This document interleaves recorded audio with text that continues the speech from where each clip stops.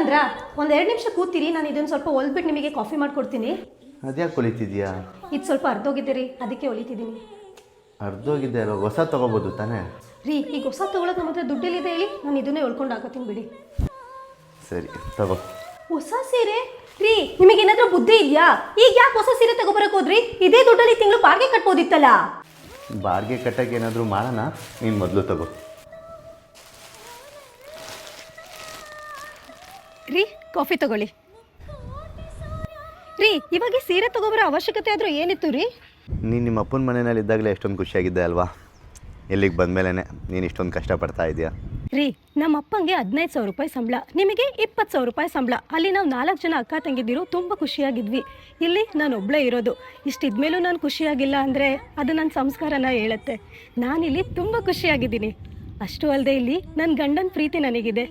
ಒಂದು ಹೆಣ್ಣಿಗೆ ತನ್ನ ಗಂಡನ ಪ್ರೀತಿಗಿಂತ ಹೆಚ್ಚಾಗಿ ಬೇರೆ ಏನು ಬೇಕು ಹೇಳಿ?